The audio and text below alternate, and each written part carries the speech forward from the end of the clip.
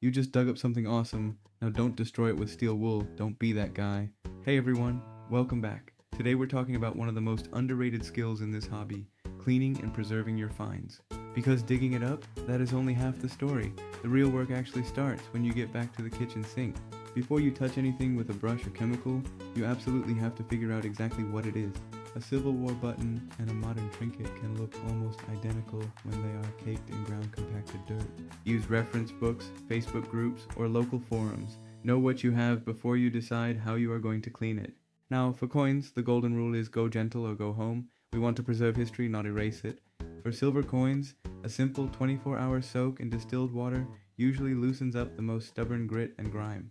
If that is not enough, try a soft toothbrush, but use light pressure only. No scrubbing, just gentle circular motion. For copper, never use acids or metal tools. Copper is incredibly reactive and you will ruin that beautiful patina in seconds. A wooden toothpick is your best friend here. It is soft enough to move dirt but hard enough to reveal the fine details. And here is the kicker.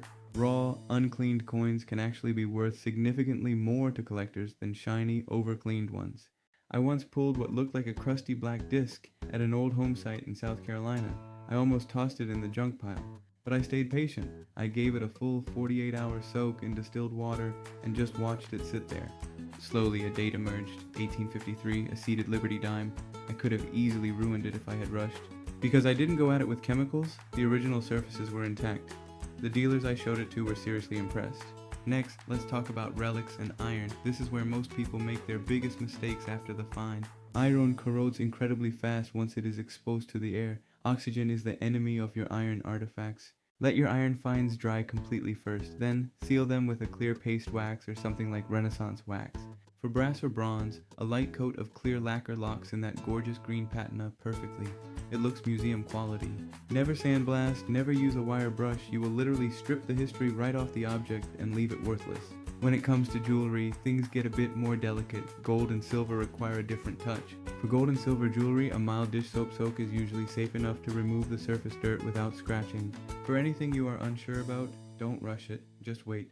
Put it in a safe spot and get a second opinion first. Some finds are just too good to risk. It is better to have a dirty, rare find than a clean, ruined one.